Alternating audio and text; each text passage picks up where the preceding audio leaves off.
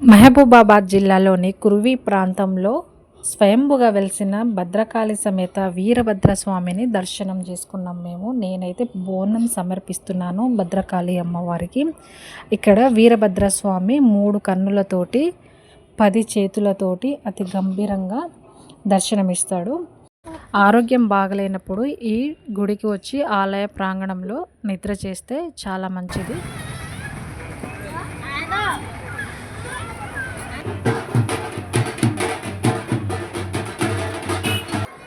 ఈ ఆలయం చుట్టూ 4 వైపుల ఖాళీ ప్రదేశం ఉంటుంది. భక్తులు ఎవరైనా ప్రదక్షిణం చేసుకోవడానికి చాలా బాగుంటుంది. ఇక్కడ సండే సాటర్డే క్రౌడ్ చాలా ఎక్కువగా ఉంటుంది. ఇక్కడ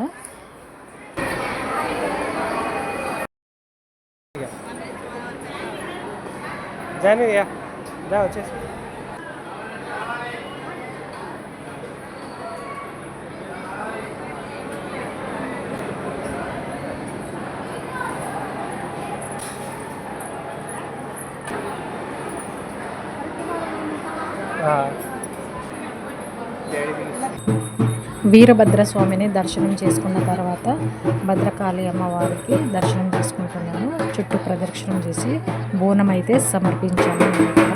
అమ్మవారికి మేకనైతే భావిస్తున్నాను. అమ్మవారికి బోనం సమర్పించిన తర్వాత ఆలయ ప్రాంగణంలో కూర్చొని పులిహోర ప్రసాదం అయితే తిన్నాము అందరం కలిసి. ఈ వీడియో మీకు నచ్చితే లైక్ చేయండి, కామెంట్ చేయండి, సబ్స్క్రైబ్ చేసుకోండి.